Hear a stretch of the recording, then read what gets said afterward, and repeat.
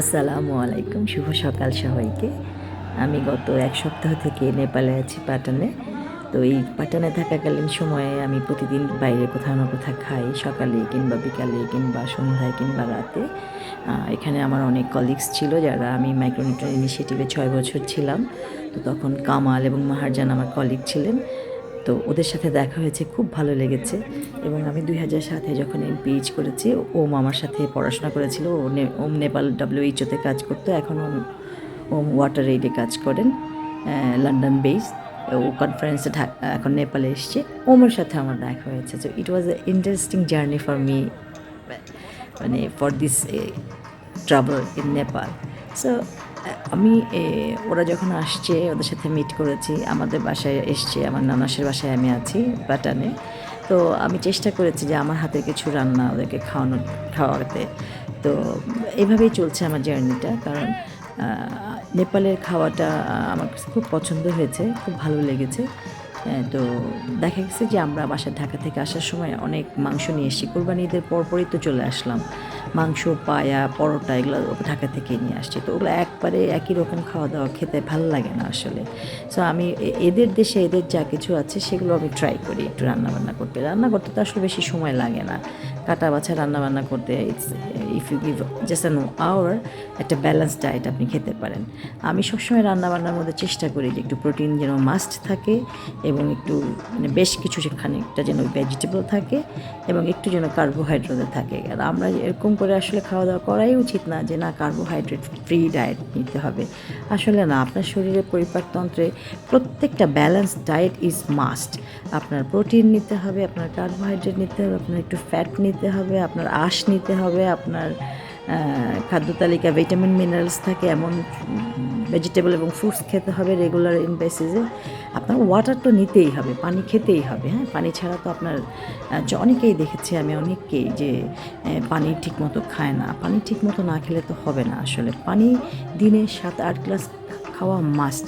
এখন অনেক অল্প বয়সী ছেলেপেলেদেরও দেখা যাচ্ছে যে ফ্যাটি অ্যাসিড এর কারণে স্টমাকে সমস্যা হচ্ছে, এবং তারা যখন রেগুলার চেক আপের মধ্যে দিয়ে যাচ্ছে বিভিন্ন রকম অসুখ বিসুখে পড়ছে। হ্যাঁ, আমারও তো অসুখ বিসুখ হয় নাই তা না, আমারও অনেক রকম অসুখ বিসুখ হয়েছে, এবং আমি অনেক মেজর অপারেশনের মধ্যে দিয়ে গেছি, এবং আল্লাহর অশেষ রহমতে আমার সব কিছু ব্যালেন্সড এসছে। যে মানে একটা অপারেশন টেবিলে নেওয়ার জন্য যেরকম সব কিছু থাকতে হয় রক্তের মধ্যে, কোলেস্ট্রল বলেন, ব্লাড প্রেশার বলেন, আরও অনেক রকম পরীক্ষা নিরীক্ষা আছে। তো করে দেখেছে আল্লাহর রহমতে, অশেষ রহমতে আমি বারবার বলবো যে আমাকে অপারেশন টেবিলে নিতে ডক্টরতে কখনোই অসমস্যা হয়নি।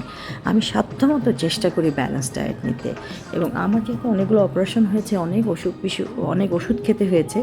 প্রত্যেকটা অপারেশনের পরে দেখা গেছে আমার 8-10 কেজি ওজন বেড়েছে ওষুধ খাওয়ার কারণে।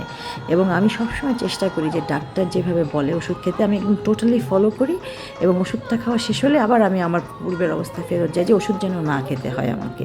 কারণ ওষুধটা তো আসলে একটা মিশ্রণ, যেটা আপনার শরীরে গিয়ে কাজ করে আপনাকে আপনাকে একটা শারীরিক সুস্থতা দান করে। কিন্তু এটা কখনোই রেগুলার হতে পারে না আমার জন্য, যে এটা আমি যেহেতু সবজি থেকে মানে আপনার ফ্রুটস থেকে রেগুলার যেই মাইক্রোনিউট্রিয়েন্টগুলো পাই, যেগুলো রোগ প্রতিরোধে সহায়তা করে, সেগুলো আমি খেতেই থাকি। হ্যাঁ, ওগুলো আমার মানে ডায়েটের মধ্যে থাকবেই। আমি একটু না খেলেই আমার কাছে অস্বস্তি লাগে। আর এই যে পেঁয়াজ, রসুন, এই আদা, জিরা, এগুলো তো অসম্ভব মাইক্রোনিউট্রিয়েন্টের ঠাসা। এগুলির আরেক নাম ফাংশনাল ফুড। এগুলো শরীরে গিয়ে আসলে কাজ করে।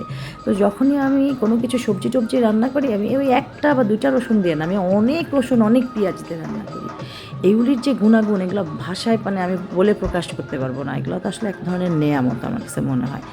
আর সবসময় আমি যেটা বলে আসতেছি যে ভেজিটেবল কাটার সময় ভেজিটেবল কাটার আগে ভালো করে ধুয়ে নিতে হবে। ভালো করে ধুয়ে নিলে পরে তখন আপনি নিশ্চিন্তে রান্না করতে পারেন। অনেকক্ষণ ধরে রান্না করার কিছু নাই। আল্লাহ যেহেতু এত শক্ত দাঁত দিয়েছে আমাদেরকে, সেই দাঁতের ব্যবহারটাও জরুরি। খুব তাড়াতাড়ি কুইক মিডল মানে আঁচে একটা সবজি রান্না করে ফেলা যায়। আর এখানে যেহেতু আমাদের এই বাসাটায় একটু হলুদ ছিল না, পরে আমি সবজিটা রান্না করতে গিয়ে একদম ফ্যাসফ্যাসা ছিল কালার, আমি করেছি কি একটু মাংস তেল সহ দিয়ে দিয়েছিলাম এখানে, যাতে রঙটা সুন্দর হয়। আসলেও খেতে খুব মজা হয়েছিল। আচ্ছা, যে কোনো রান্না একটু প্রাণ ঢেলে একটু মনোযোগ দিয়ে রান্না করলে, কিন্তু আমি কিন্তু রান্নাবান্না কখনোই করি নাই আমার লাইফ টাইমে। আমি বাচ্চা সংসার করতে গিয়ে যতটুকু রান্না শিখেছি। আমি খুব একটা রান্নাবান্না পারিও না। আমার মা যেভাবে রান্না করে, আমার শাশুড়ি যেভাবে রান্না করে, আমার ছোটো বোন যেভাবে রান্না করে, আমি তো কোনোদিন আসলে এক্সপেরিমেন্টই করি না রান্না নিয়ে। আমার বাসায় যা থাকে বাজার, আমার স্বামী একটা আলসা স্বামী, মাঝে মাঝে বাজার করে মাঝে মাঝে করে না, সুতরাং ঘরে যা থাকে সেটার মধ্যে আমাকে রান্নাবান্না শেষ করতে হয়। এবং আমি চেষ্টা করি একটা ব্যালেন্স ডায়েট প্রতিদিন আমার খাবারে যেন থাকে। তো আপনারাও সবসময় চেষ্টা করবেন ব্যালেন্স ডায়েট নিতে, এবং বাসায় যা থাকে সেটার মধ্যে রান্নাবান্না করার চেষ্টা করতে হবে। যে কী নাই সেটার জন্য পাঠালেন হাজব্যান্ডকে, হাজব্যান্ড হচ্ছে সারাদিন ত্যক্ত হয়ে আসলো আর বাজার করতে ছুটলো। তো ভর্তা ভাত খাই, কারণ ভর্তা ভাতে অত তেল টেল লাগে না, ভর্তাটা খুবই ইন্টারেস্টিং লাগে আমার কাছে। তো দোয়া করবেন আমার জন্য, ভালো থাকবেন, সুস্থ থাকবেন, সুন্দর থাকবেন। আসসালামু আলাইকুম।